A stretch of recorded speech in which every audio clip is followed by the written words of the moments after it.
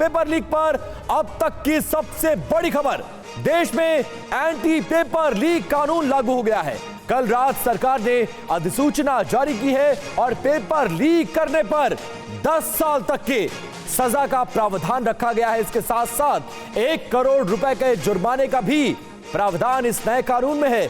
9 फरवरी 2024 को लोकसभा से पास हुआ था ये बिल और अब इसके नोटिफिकेशन कर दी गई है और कल देर रात में इसका नोटिफिकेशन जारी कर दिया गया है।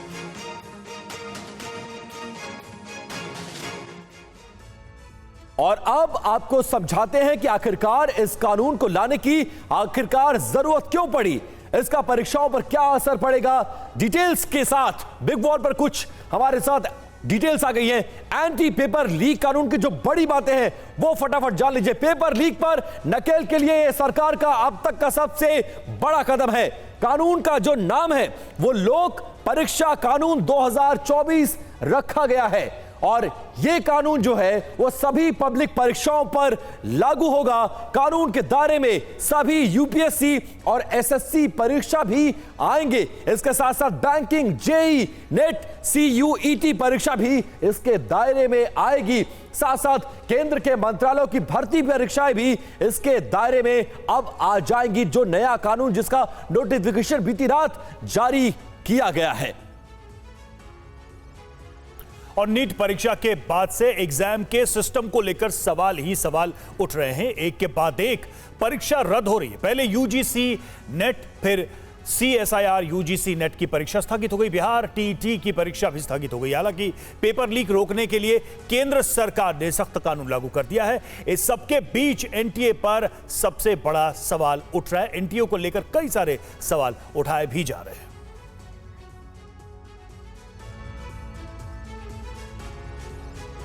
पेपर लीक कानून यानी public examination prevention of unfair means act 2024 लागू हो गया है।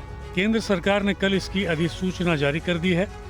पेपर लीक और परीक्षा के दौरान जो अन्य तरह की अनियमितताएं होती हैं उसको लेकर केंद्र सरकार ने इसी साल फरवरी में नया कानून बनाया था, अब उसे लागू कर दिया गया। इस कानून के मुताबिक पेपर लीक करने या आंसर शीट के साथ छेड़छाड़ करने पर कम से कम 3 साल की जेल की सजा का प्रावधान है। परीक्षा संचालन के लिए नियुक्त सर्विस प्रोवाइडर अगर दोषी होता है तो उस पर 1 करोड़ रुपए का जुर्माना होगा। अगर किसी गड़बड़ी में एग्जाम सेंटर की भूमिका पाई गई तो उस सेंटर को 4 साल तक के लिए सस्पेंड किया जा सकता है। नए कानून के तहत डीएसपी या एसीपी के पद पर उससे ऊपर के रैंक का अफसर ही परीक्षा के गड़बड़ी के मामलों की जाँच कर सकेगा। साथ ही केंद्र सरकार के पास किसी भी मामले की जाँच केंद्रीय एजेंसी को सौंपने की शक्ति है।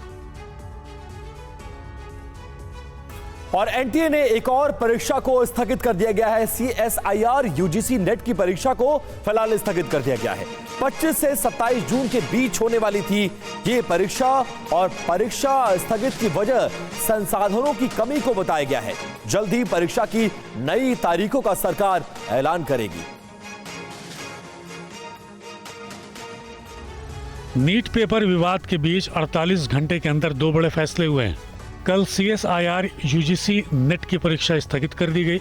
इससे पहले बुधवार यानी 19 जून को केंद्रीय शिक्षा मंत्रालय ने 18 जून को हुई यूजीसी नेट परीक्षा रद्द करने का आदेश दिया था और इसकी जांच सीबीआई को सौंप दी गई।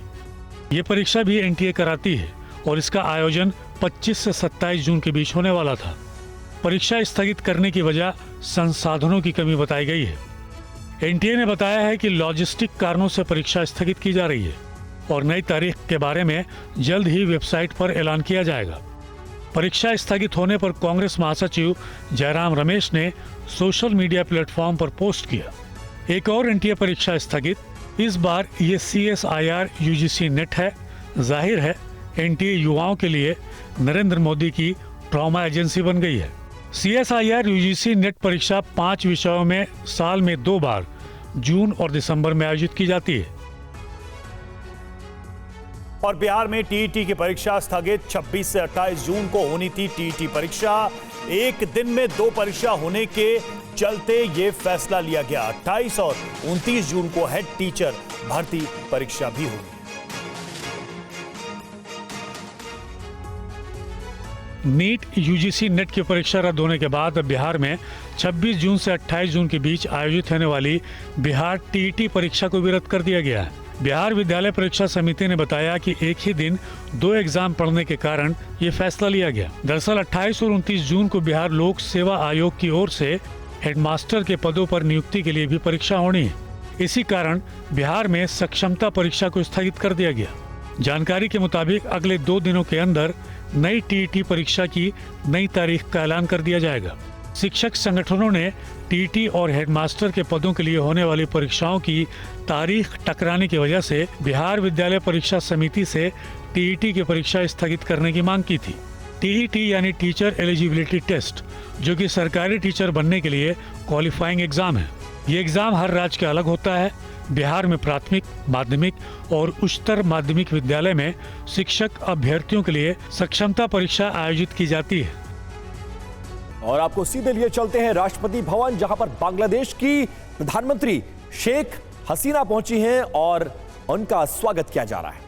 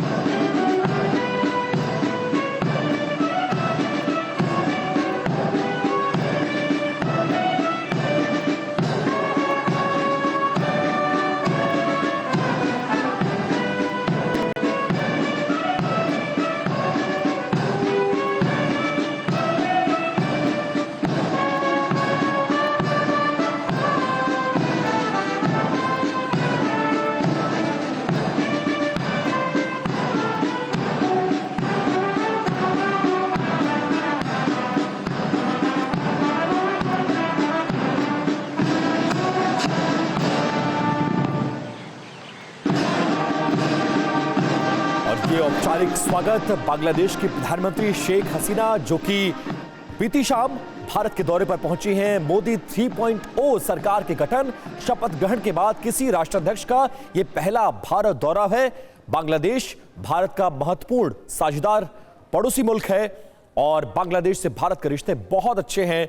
और आज देश के प्रधानमंत्री नरेंद्र मोदी से भी बांग्लादेश की प्रधानमंत्री शेख हसीना की मुलाकात तय है।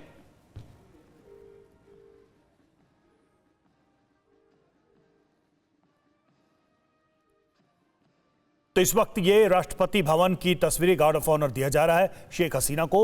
और भारत और बांग्लादेश के रिश्ते किस तरह से मोदी 3.0 सरकार में आगे बढ़ रहे हैं, इसका सबसे बड़ा प्रमाण यही है कि ये दूसरा अवसर है जब शेख हसीना यहाँ इस देश में मौजूद हैं और देश उनका स्वागत कर रहा है। प्रधानमंत्री नरेंद्र मोदी और उनके बीच कई विषयों पर सहमति होनी है, समझौते होने हैं जो दोनों देशों के आर्थिक, सामरिक और सामाजिक रिश्तों को आगे ले जाएगा। फिलहाल ये हम आपको तस्वीरें दिखा रहे हैं राष्ट्रपति भवन की, जहां पर औपचारिक स्वागत किया जा रहा है बांग्लादेश की पीएम शेख हसीना का।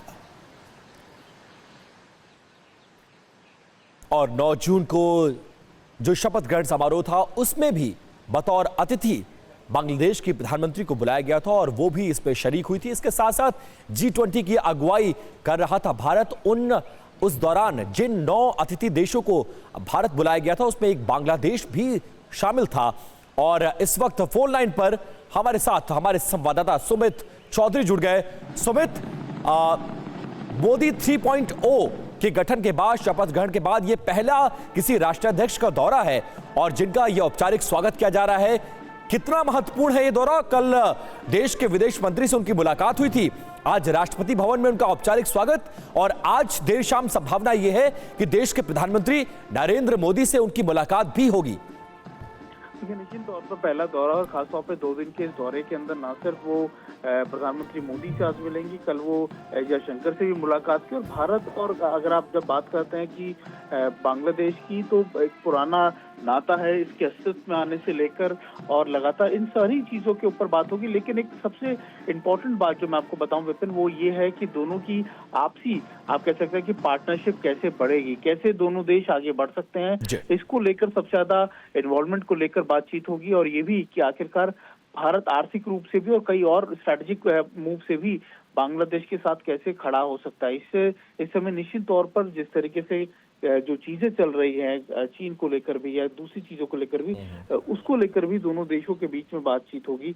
और आपको याद होगा कि किस तरीके से न सिर्फ बांग्लादेश की जब ओथ सेरेमनी थी मोदी 3.0, तब भी बांग्लादेश के से निमंत्रण दिया गया था, वो खुद आई थी। और ये इसलिए भी जरूरी है क्योंकि भारत और बांग्लादेश का जो एक आप कह सकते हैं कि जॉइंट वेंचर है, चाहे वो इकोनॉमिक्स में हो चाहे सोशल उसमें हो, उसको लेकर आगे कैसे बढ़ा जा सकता है। और सुमित, हम इस वक्त तस्वीरें भी देख रहे हैं जो सीधे राष्ट्रपति भवन से आ रही हैं। इस वक्त इस मौके पर राष्ट्रपति भवन में जब उनका औपचारिक स्वागत किया जा रहा है तो खुद प्रधानमंत्री नरेंद्र मोदी भी वहां पर मौजूद है और अपने कैबिनेट के साथ, कुछ सदस्यों के साथ, सहयोगियों के साथ साथ जो अधिकारियों की टीम है उनसे उनका परिचय भी करा रहे हैं। दोनों देशों के जो डेलीगेशन हमें नजर आ रहा है, बांग्लादेश से जो डेलीगेशन आया है वो भी यहां पर मौजूद है। और इस वक्त सीधी तस्वीरें राष्ट्रपति भवन से आ रही है जहां पर देश के प्रधानमंत्री नरेंद्र मोदी उनके स्वागत के लिए वहां पर खड़े थे, औपचारिक स्वागत किया गया। और इस वक्त तस्वीरों में देखा जा सकता है कि जो डेलीगेशन बांग्लादेश से आया है, शेख हसीना उनका प्रधानमंत्री नरेंद्र मोदी से परिचय कराते हुए यह औपचारिक स्वागत। और इस मौके पर तीनों सेनाओं के जवान मौजूद थे जिन्होंने उन्हें गार्ड ऑफ ऑनर दिया। और आज यह मुलाकात बहुत ज्यादा अहम है क्योंकि मोदी 3.0 के सरकार के गठन के बाद पहले किसी राष्ट्राध्यक्ष का यह दौरा है। और बांग्लादेश वैसे ही भारत का बहुत महत्वपूर्ण पड़ोसी देश है। बांग्लादेश के अस्तित्व में आने से लेकर अब तक भारत के बांग्लादेश से बहुत ज्यादा रिश्ते मधुर रहे हैं और यह दौरा बहुत ज्यादा महत्वपूर्ण माना गया है। बीती शाम देश के विदेश मंत्री एस जयशंकर ने बांग्लादेश के प्रधानमंत्री शेख हसीना से मुलाकात की और आज राष्ट्रपति भवन में यह औपचारिक स्वागत, डेलीगेशन से मुलाकात। खुद देश के प्रधानमंत्री नरेंद्र मोदी इस वक्त वहां पर मौजूद हैं और आज शाम द्विपक्षीय बातचीत भी दोनों के बीच संभव है। जो अगर सुमित ये तस्वीरें आप देख पा रहे हैं तो इन तस्वीरों का महत्व कितना ज्यादा है और कितना बड़ा संदेश देने की कोशिश। देखिए निश्चित तौर पर संदेश बहुत क्लियर है। खासतौर पे मैं आपको बता 15 दिन के अंदर दूसरा दौरा है और पहले वो खुद ओथ सेरेमनी में आई थी और उसके बाद अब दोबारा से इनके साथ मुलाकात हो रही है। तो एक आप देखिए कि एक बॉनोमी या फिर एक आप कह सकते हैं कि एक आपस की समझौते तो है ही, लेकिन सबसे इम्पोर्टेंट बात यह है कि इस समय बांग्लादेश के साथ जो हमारे निश्चित तौर पर कई चीजों पर जिसमें तीसरा सबसे बड़ा इंपॉर्टेंट पॉइंट है। और आप देखें कि अगले साल ये संधि जो है जो 30 साल के लिए हुई थी खत्म हो रही है, इसको लेकर बातचीत होगी। इसके अलावा दूसरी सबसे लंबे समय से भारत जल बंटवारे को लेकर जो बातचीत हो रही है उसको लेकर बातचीत होनी है। और इन सारे मुद्दों के ऊपर खुद प्रधानमंत्री मोदी के साथ अभी उनसे बातचीत होगी और कैसे दोनों देश आगे बढ़ सकते हैं, क्योंकि भारत अपने सभी नेबर्स को, अपने पड़ोसी मुल्कों को कैसे साथ लेकर चलता है, इसको लेकर भी एक नई रणनीति कह सकते हैं नीतियों के ऊपर दोनों देशों के बीच में बातचीत होगी। जी बिल्कुल, कई महत्वपूर्ण मुद्दों को लेकर आज दोनों देशों के प्रधानमंत्री की मुलाकात है और उससे पहले राष्ट्रपति भवन में ये उनका औपचारिक स्वागत, उन्हें गार्ड ऑफ ऑनर दिया गया।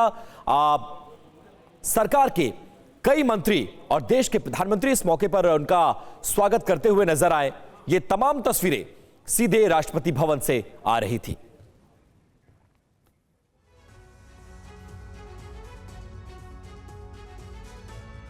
और बांग्लादेश की प्रधानमंत्री शेख हसीना के भारत दौरे के कई ज्यादा मायने हैं और बहुत ज्यादा महत्वपूर्ण यह दौरा बताया जा रहा है। भारत बांग्लादेश का इस मुलाकात पे एजेंडा क्या होगा उस पर एक नजर डाल देते हैं। तीस्ता जल समझौते पर बातचीत आज संभव है। इसके साथ साथ सीमा पार संपर्क बढ़ाने पर भी जोर दिया जाएगा। म्यांमार में सुरक्षा स्थिति पर चर्चा की जाएगी। आर्थिक व्यापारिक मुद्दे पर भी बातचीत संभव है।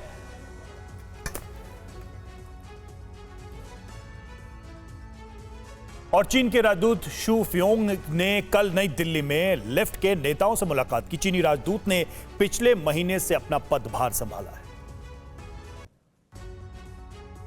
भारत में चीन के नए राजदूत शू फियोंग ने मार्क्सवादी कम्युनिस्ट पार्टी के महासचिव सीताराम येचुरी और भारतीय कम्युनिस्ट पार्टी के नेता डी राजा से मुलाकात की है। पिछले महीने भारत में चीन के राजदूत के तौर पर पदभार संभालने वाले फियोंग ने सोशल मीडिया पर दोनों वामपंथी नेताओं के साथ बैठकों की तस्वीर को साझा किया। फियोंग ने कहा कि उन्हें दोनों नेताओं से मिलकर खुशी हुई है। उन्होंने कहा कि दोनों नेताओं के साथ चीन भारत संबंधों के साथ साथ अंतर्राष्ट्रीय और क्षेत्रीय मुद्दों पर चर्चा की गई। सीपीएम और सीपीआई के सूत्रों ने इस बैठक को चीनी राजदूत के साथ शिष्टाचार भेंट बताया। चीन के राष्ट्रपति शी जिनपिंग ने 7 मई 2024 को भारत में नए चीनी राजदूत शू फियोंग को नियुक्त किया था। इसके बाद 10 मई को फियोंग ने नई दिल्ली में अपने कार्यालय में कार्यभार संभाला था। वे भारत में चीन के 17वें राजदूत है। फियोंग से पहले सुन विडोंग भारत में चीन के राजदूत थे और उन्होंने अक्टूबर 2022 को अपना कार्यकाल पूरा किया था। इसके बाद जू फियोंग को 18 महीने की असामान्य देरी के बाद चीन ने भारत में राजदूत नियुक्त किया था। और दिल्ली के मुख्यमंत्री अरविंद केजरीवाल की कल तिहाड़ जेल से रिहाई नहीं हो सकी। दिल्ली की राउस एवेन्यू कोर्ट के बेल के फैसले पर हाईकोर्ट ने रोक लगाते हुए अपना फैसला फिलहाल सुरक्षित रख लिया है। निचली अदालत से मिली जमानत के बावजूद अरविंद केजरीवाल को अभी तिहाड़ जेल में ही रहना होगा। आबकारी केस में केजरीवाल की जमानत के खिलाफ ईडी ने हाईकोर्ट में अपील की। दोनों पक्षों की दलील सुनने के बाद कोर्ट ने फैसला सुरक्षित रख लिया। हाईकोर्ट 2-3 दिन में ऑर्डर दे सकता है। तब तक उन्हें निचली अदालत से मिली बेल के आदेश पर भी रोक रहेगी, यानी जेल में उनकी रिहाई 2 से 3 दिन के लिए अटक गई।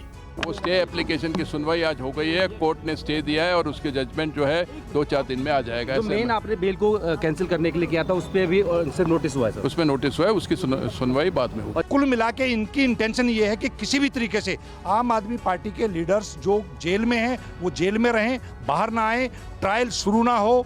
केजरीवाल की जमानत पर कल हाईकोर्ट में 5 घंटे तक बहस चली और इस दौरान ईडी ने दलील दी है कि फैसले में कहीं नहीं लिखा है कि वो पीएमएलए के सेक्शन 45 के तहत दोषी नहीं है।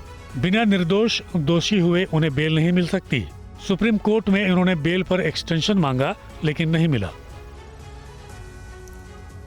और केजरीवाल की जमानत को लेकर सियासी बवाल मचा हुआ है। आम आदमी पार्टी कह रही है कि बिना जमानत ऑर्डर अपलोड किए ईडी कैसे हाईकोर्ट जा सकती है। वहीं बीजेपी कह रही है कि बेल कोई राहत नहीं। ये तो ऐसे हो गया, Arvind Kejriwal is the most wanted terrorist of India. देश में तानाशाही इतनी हद पार कर रही है कि ईडी किसी को लिबर्टी भी नहीं देने के, मुख्यमंत्री के अगेंस्ट वो स्टे के लिए चली जाती है। ईडी मनगढ़ंत तरीके से तथ्यों को हमारे खिलाफ इकट्ठा कर रही है। ईडी मनगढ़ंत तरीके से जो कागजात वो अपने पक्ष में बनवाते हैं उसको न्यायालय के सामने प्रस्तुत करते हैं, यानी कि दबाव में बयान लिए जाते हैं, गिरफ्तारियां की जाती हैं, सरकारी गवाह बनाए जाते हैं। बेल पर इतनी खुशी या बेल होने के आहट पे इतनी खुशी, बेल कोई राहत नहीं है। ये जो मूर्खों की जमात है, जो आम आदमी पार्टी के कुछ लोग हैं, पूरी मूर्खतापूर्ण बातें करते हैं। इन लोगों को कौन समझाए कि पहली बार जांच एजेंसियां स्वतंत्र रूप से काम कर रही हैं। और दिल्ली एनसीआर में सीएनजी और महंगी हो गई है। सीएनजी की कीमतों में प्रति किलोग्राम 1 रुपए की बढ़ोतरी करने का फैसला किया गया है। आम आदमी को आज से महंगाई का एक और झटका लगा है। कई शहरों में आज से सीएनजी की नई कीमतें लागू हो गई हैं। ये बढ़ी हुई कीमत दिल्ली, नोएडा, ग्रेटर नोएडा और गाजियाबाद में लागू की गई है। सीएनजी पर महंगाई की मार। दिल्ली में सीएनजी 1 रुपए महंगी। दिल्ली में 75 रुपए 9 पैसे प्रति किलो मिलेगी सीएनजी। नोएडा, ग्रेटर नोएडा और गाजियाबाद में सीएनजी 1 रुपए तक महंगी। हरियाणा के रेवाड़ी में सीएनजी 79 रुपए 70 पैसे प्रति किलो मिलेगी। गुरुग्राम, कैथल, करनाल में कोई बदलाव नहीं हुआ है।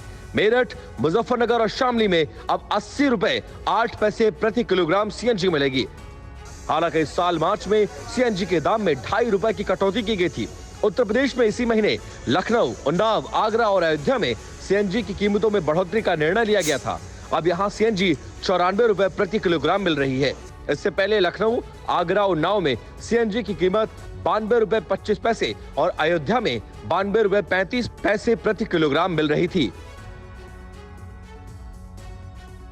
और दिल्ली में जल संकट को लेकर केजरीवाल सरकार के मंत्री आतिशी जल सत्याग्रह कर रही हैं। आरोप है कि दिल्ली को जरूरत के हिसाब से पानी नहीं मिल रहा है। आइए आंकड़ों के जरिए समझते हैं कि हरियाणा से कितना पानी मिलता रहा है और अभी क्या हालत है। देश की राजधानी दिल्ली में जल संकट को लेकर कोहराम मचा है। अब तो दिल्ली सरकार की मंत्री पानी सत्याग्रह पर उतर आई हैं। आरोप है कि हरियाणा सरकार उनका हक मार रही है और केंद्र सरकार संकट के समाधान के लिए गंभीर नहीं है। दिल्ली सरकार में मंत्री आतिशी ने एक दिन पहले आंकड़ों के जरिए आरोप लगाया था कि पानी के संकट क्यों है। दरअसल दिल्ली को 1005 MGD पानी की जरूरत है। हरियाणा से 60% यानी 613 MGD पानी चाहिए। इसमें से 548 MGD मुनक कनाल और 65 MGD वजीराबाद बराज से आता है। यूपी से 257 MGD पानी आता है। 135 MGD पानी अंडरग्राउंड वाटर से आता है। आम आदमी पार्टी का आरोप है कि हरियाणा ने सबसे ज्यादा पानी रोका है, जिससे दिल्ली में त्राहिमाम मचा है। जो आंकड़े सामने आए हैं उसके मुताबिक दिल्ली को हरियाणा के मुनक कनाल से 16 जून को 548 MGD की जगह 488 MGD पानी मिला। 18 जून को 996 MGD पानी मिला। और दिल्ली सरकार ने दावा किया है कि राजधानी की 28 लाख आबादी पानी का संकट झेल रही है। आरोप है कि हरियाणा ने अभी तक दिल्ली के हिस्से का पानी उनको नहीं दिया है। जब हरियाणा की सरकार दिल्ली वालों का 100 MGD पानी रोकती है तो दिल्ली के 28 लाख से ज्यादा लोगों का पानी रुक जाता है। दिल्ली सरकार में जल मंत्री आतिशी हरियाणा सरकार पर आरोप लगा रही हैं और दावा कर रही हैं कि इससे दिल्ली के 28 लाख लोग रोज परेशान हो रहे हैं। MGD की कमी और उससे होने वाले असर को समझने की कोशिश करें तो 1 MGD में 10 लाख गैलन पानी होता है, यानी 1 MGD में 37,85,412 लीटर पानी होता है। 1 MGD पानी से 28,500 लोगों की जरूरतें पूरी होती हैं। 100 MGD कम होने का मतलब है कि 28 लाख घरों में पानी नहीं है। दिल्ली सरकार ने यह भी दावा किया है कि 1997 के बाद से दिल्ली की आबादी 3 गुनी हो गई, लेकिन बढ़ती आबादी के हिसाब से उसे ज्यादा पानी नहीं मिल रहा है। दिल्ली को 1994 से सिर्फ 1500 MGD पानी मिल रहा है। और मौसम के करवट लेने से लोगों को गर्मी से कुछ राहत मिल रही है, लेकिन इस बीच मुंबई से लेकर दिल्ली तक आग से हाहाकार मचा हुआ है। देखिए रिपोर्ट। दूर कर जलती आग की ये लपटें बड़े हादसे की गवाही दे रही हैं।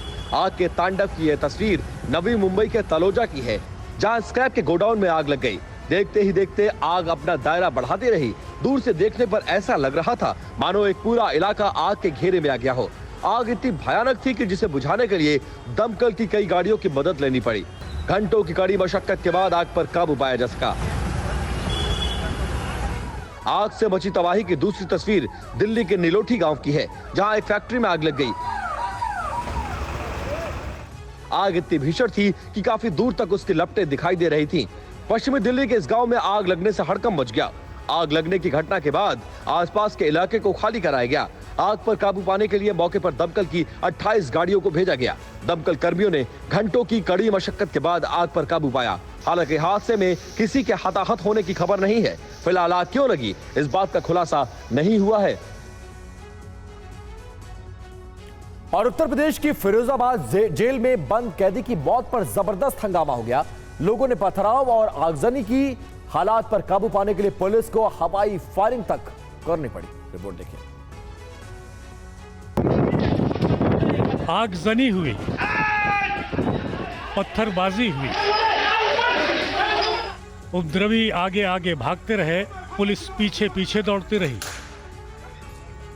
कभी आंसू गैस के गोले छोड़े गए, कभी पत्थर का जवाब हवाई फायरिंग से दिया गया, लेकिन हालात पर काबू पाने के लिए पुलिस को घंटों मशक्कत करनी पड़ी। तस्वीरें यूपी के फिरोजाबाद की हैं। लोग इसलिए गुस्सा हैं क्योंकि एक आरोपी की जेल में मौत हो गई।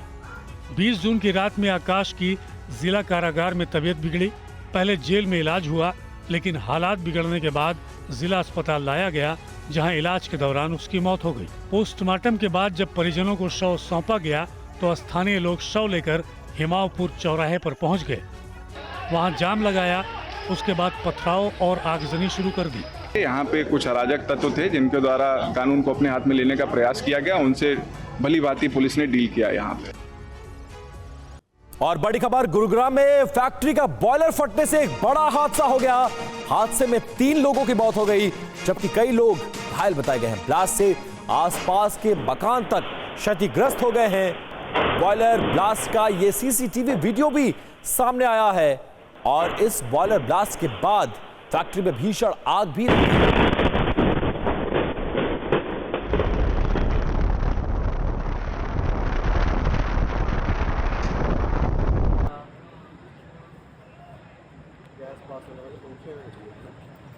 अरे वो कोई नहीं है ये।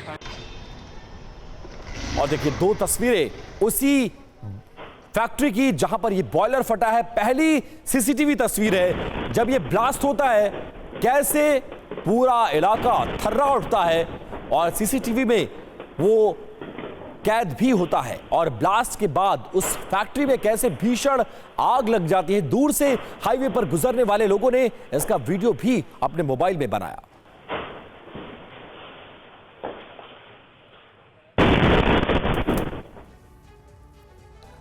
और क्या नवी मुंबई में अटल सेतु में दरारें आ गई हैं? इस सवाल का जवाब मिलने से पहले महाराष्ट्र में सियासी संग्राम मच गया है। कांग्रेस प्रमुख नाना पटोले ने घटनास्थल का दौरा किया और सरकार पर गंभीर भ्रष्टाचार करने का आरोप लगाया। मुंबई ट्रांस हार्बर लिंक यानी अटल सेतु का उद्घाटन हुए अभी 6 महीने हुए थे कि पुल में दरारें आ गई। अब इसको लेकर सियासत शुरू हो गई है। महाराष्ट्र कांग्रेस के अध्यक्ष नाना पटोले ने शुक्रवार को अटल ब्रिज का दौरा किया और सरकार पर भ्रष्टाचार का आरोप लगाया। हा सगळा पैसा उभारला जातो, राज्याच्या प्रॉपर्ट्या जनतेच्या गहाण ठेवल्या जातात आणि त्याच्या मागे भ्रष्टाचार हाच त्याच्या मागचा उद्देश आहे, विकास नाही। यांना स्वतःची घरं भरायची आहे या सरकारला, असा उद्देश आहे। पण लोकांच्या जीविताशी खेळायचा याला कोणी अधिकार दिलेला आहे? अशा पद्धतीचं चित्र आहे आणि म्हणून मी आज तुम्हाला या सरकारचा एक भ्रष्टाचाराचा एक छोटासा पुरावा। हालांकि परियोजना से जुड़ी नोडल एजेंसी MMRDA ने दावा किया है कि ये दरारें पुल में नहीं बल्कि सर्विस रोड में हैं, जिसे ठीक किया जा रहा है। पहली बारिश में सॉइल सेटल होता है तो these are the minor cracks और ये जो है माइनर क्रैक्स में फिलिंग का ऑलरेडी काम चालू हो गया है। इनका शाम तक के रिपेयर हो जाएगा और इसकी वजह से कोई ट्रैफिक डिस्टर्ब नहीं हुआ है। पब्लिक का जो है नॉर्मल ट्रैफिक चल रहा है। इधर महाराष्ट्र में मॉनसून ने दस्तक दी तो हादसे से जुड़ी हुई खबरें भी सामने आने लगी। ठाणे में एक टीन शेड खेल मैदान में गिर गया, जिसमें 7 बच्चे जख्मी हो गए। यह हादसा बीती रात का है। ठाणे के एक फुटबॉल ग्राउंड में करीब 17 बच्चे बारिश के बीच खेल का मजा ले रहे थे, तभी तूफान की वजह से एक टीन का शेड उड़ा और उनके ऊपर गिर गया। इस घटना में 7 बच्चों को चोटें आई हैं, जिन्हें बिथानी अस्पताल में भर्ती कराया गया। गवान पार्क के फुटबॉल टर्फ क्लब में हुए इस हादसे में 4 बच्चों की हालत गंभीर है। खबर मिलने के बाद स्थानीय विधायक भी पहुंचे और बच्चों का हालचाल जाना। 7 बच्चे इंजर्ड हो गए, उसमें से 4 ठीक है, मगर 3 बहुत संवेदनशील क्षेत्र में उनको रखा है और देखते हॉस्पिटल में। बताया जा रहा है कि शाम के वक्त बच्चे यहां रोजाना फुटबॉल खेलते हैं। बीती रात सामने वाली बिल्डिंग पर लगा शेड उड़कर मैदान में गिर गया और बच्चे इसकी चपेट में आ गए। ये सभी बच्चे 9वीं और 10वीं क्लास में पढ़ते हैं। डिजास्टर मैनेजमेंट और ठाणे महानगर पालिका ने इस घटना की जानकारी दी और घायलों की स्थिति से अवगत करवाया है। और हरियाणा से बड़ी खबर आ रही है। गुरुग्राम की एक सोसाइटी में जमकर बवाल हुआ है। गार्ड्स और लोगों के बीच ये मारपीट हुई है। मारपीट का वीडियो भी सामने आया है। गुरुग्राम की ROF आनंदा सोसाइटी की यह घटना बताई जा रही है।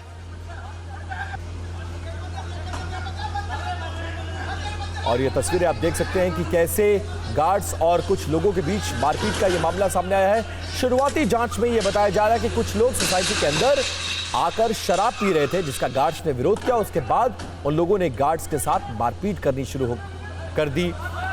उसी सोसाइटी में रहने वाले कुछ लोगों ने जिसके बाद इस वीडियो को शूट किया। और बीती रात दिल्ली पुलिस मुख्यालय में जो हुआ उसे देखकर आम लोग सख्ते में आ गए। आखिरकार वहां क्या हुआ, इस रिपोर्ट में देखिए।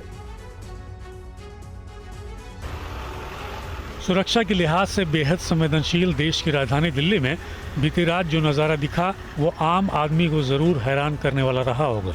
लेकिन दिल्ली पुलिस मुख्यालय में पुलिस और एनएसजी कमांडो की सक्रियता किन्हीं और वजहों से थी। जहां पुलिस और एनएसजी कमांडोज ने मिलकर मॉक ड्रिल की। इस मॉक ड्रिल का मकसद ये जानना था कि आपात स्थिति में सुरक्षा एजेंसियों का एक्शन कैसे होगा, प्रतिक्रिया करने का समय क्या होगा और समय रहते एनएसजी कमांडो की तैनाती कैसे की जाएगी। दिल्ली पुलिस मुख्यालय में एनएसजी कमांडोज और दिल्ली पुलिस के द्वारा मॉक ड्रिल की जा रही है। इस मॉक ड्रिल का मकसद ये है कि अगर कोई भी अप्रिय घटना होती है तो उस वक्त एनएसजी कमांडोज का किस तरह से एक्शन रहने वाला है। तो इस वक्त आप तस्वीरों में देख सकते हैं कि दिल्ली पुलिस मुख्यालय के अंदर आपको एनएसजी कमांडोज तैनात नजर आएंगे। दिल्ली पुलिस के अधिकारी अंदर मौजूद हैं। चारों तरफ एनएसजी कमांडोज को तैनात किया गया है। पीएचक्यू के बाहर कॉर्डन ऑफ कर दिया गया है। इस मॉक ड्रिल के दौरान दिल्ली पुलिस मुख्यालय को बाहर से कॉर्डन ऑफ किया गया। मॉक ड्रिल में फायर विभाग और एम्बुलेंस की गाड़ियां भी शामिल थी। और 29 जून से अमरनाथ की यात्रा शुरू होने वाली है। इससे पहले बाबा अमरनाथ की पवित्र गुफा में प्रथम पूजा की गई। मंत्रोच्चार के साथ साथ बाबा अमरनाथ की प्रथम पूजा और आरती की गई। इस दौरान जम्मू कश्मीर के उप राज्यपाल मनोज सिन्हा वर्चुअली पूजा और आरती में शामिल हुए।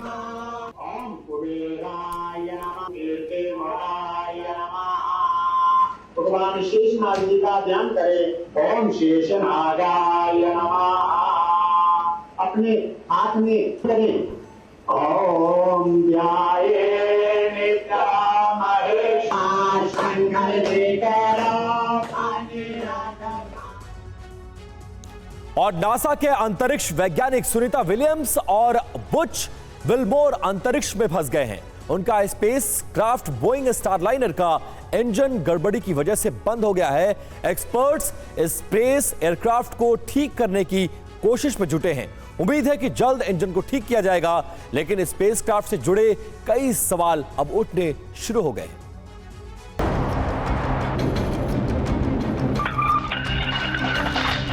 धरती से 600 किलोमीटर ऊपर न हवा का दबाव, न ऑक्सीजन और न ही जीने के लिए जरूरी वातावरण। नासा के दो वैज्ञानिक अंतरिक्ष में अपने स्पेसक्राफ्ट में तैर रहे हैं और उसका इंजन सही तरीके से काम नहीं कर रहा है। ये वैज्ञानिक हैं यानी सुनीता विलियम्स और बुच विल्मोर। सुनीता और बुच 6 जून को इंटरनेशनल स्पेस स्टेशन के लिए रवाना हुए थे। 13 जून तक स्पेसक्राफ्ट को नासा पहुंचना था, लेकिन स्पेसक्राफ्ट के इंजन में गड़बड़ी हो गई। एक्सपर्ट इंजन सही करने में जुटे हैं। नासा का दावा है कि 26 जून को दोनों वैज्ञानिक सुरक्षित धरती पर पहुंच जाएंगे। सुनीता और Butch Boeing CST-100 Starliner spacecraft में इंटरनेशनल स्पेस स्टेशन के लिए रवाना हुए थे। इसके बारे में जानकारी मिली है। इसके इंजन के 5 थ्रस्टर्स में समस्या है। इसके साथ ही स्पेसक्राफ्ट से हीलियम भी लीक हो रहा है। फ्लाइट से पहले भी स्पेसक्राफ्ट से हल्का हीलियम लीक हो रहा था, लेकिन इसे मामूली समझकर फ्लाइट कैंसिल नहीं की गई। नासा के प्रोग्राम मैनेजर ने कहा है कि स्टारलाइनर जल्द ही धरती पर लौटेगा। 26 जून को सुनीता और बुच न्यू मैक्सिको के व्हाइट सैंड्स में लैंड करेंगे। साथ ही नासा ने यह भी कहा है कि अगर 26 जून की लैंडिंग में समस्या आती है तो 2 जुलाई को अगली लैंडिंग तय की गई है। Bureau report, TV9 Bharatvarsh. और अब आगे वो खबर जो स्मार्ट क्रांति से जुड़ी हुई है। Visual social media platform X पर दुनिया के सबसे अमीर इंसान एलन मस्क ने दावा किया है कि जल्द ही इंसान अपने फोन को अपने दिमाग से कंट्रोल कर पाएगा। मस्क की माने तो भविष्य में स्मार्टफोन खत्म हो जाएंगे और उनकी जगह न्यूरालिंक लेगा। सोशल मीडिया प्लेटफॉर्म X पर इलॉन मस्क की ये AI जनरेटेड तस्वीर वायरल है। इस तस्वीर में इलॉन मस्क हाथ में एक फोन लिए नजर आ रहे हैं। उनके माथे पर एक खास तरह का डिजाइन है। इस तस्वीर को एक X यूजर ने पोस्ट किया और लिखा कि आप अपने दिमाग में एक न्यूरोलिंक इंटरफेस फिट कर पाएंगे, जिससे आप सोचकर अपने नए X फोन को नियंत्रित कर सकें। ये पोस्ट इलॉन मस्क के एक फैन अकाउंट से पोस्ट की गई थी। इसके जवाब में इलॉन मस्क ने लिखा, जल्द ही भविष्य में कोई फोन नहीं होंगे, सिर्फ न्यूरोलिंक आपको नजर आएगा। मस्क इन दावों की वजह उनकी न्यूरोलिंक टेक्नोलॉजी है। न्यूरोलिंक तकनीक के जरिए भविष्य में इंसान अपने आसपास के डिवाइस सिर्फ अपनी सोच से कंट्रोल कर पाएगा। इसे लेकर इलॉन मस्क की कंपनी ने ट्रायल भी शुरू कर दिए हैं। इस शख्स का नाम नोलान अर्बॉग है। 7 साल पहले हुई एक दुर्घटना में नोलान के शरीर के नीचे का हिस्सा पैरालाइज हो गया था। इलॉन मस्क की कंपनी अपना पहला प्रयोग इन्हीं पर कर रही है। इसी साल जनवरी में इनके दिमाग में एक न्यूरोलिंक चिप फिट की गई थी। कंपनी का दावा है कि अब नोलन आसपास के कुछ डिवाइस अपनी सोच से कंट्रोल करने में सक्षम हो गए हैं। कंपनी ने कई ऐसे वीडियो पोस्ट किए हैं। इलॉन मस्क ने अपने पहले प्रोडक्ट को टेलीपैथी नाम दिया है। दावा किया जा रहा है कि इस चिप के जरिए पलक झपकते ही फोन को भी कंट्रोल किया जा सकेगा और भविष्य में इंसान के दिमाग में लगी न्यूरोलिंक चिप फोन को खत्म कर उसकी जगह ले लेगी। अब आपको एलॉन मस्क की कंपनी न्यूरालिंक टेक्नोलॉजी और उसकी चिप के बारे में बताते हैं। न्यूरालिंक कंपनी की शुरुआत एलॉन मस्क ने साल 2016 में की थी। यह कंपनी न्यूरल इंटरफेस टेक्नोलॉजी पर काम करती है। आसान भाषा में कहें तो यह दिमाग से जुड़ी टेक्नोलॉजी पर काम करती है। कंपनी ने एक आर्टिफिशियल इंटेलिजेंस पावर्ड माइक्रोचिप बनाई है। यह चिप इलेक्ट्रॉनिक डिवाइस से कनेक्ट होती है। चिप दिमाग की एक्टिविटी को रिकॉर्ड और रीड कर पाने में सक्षम है। इसकी मदद से इंसान अपने दिमाग से आसपास के डिवाइस को इस्तेमाल कर सकेगा। यूजर्स हाथ से ज्यादा तेज फोन यूज कर सकते हैं।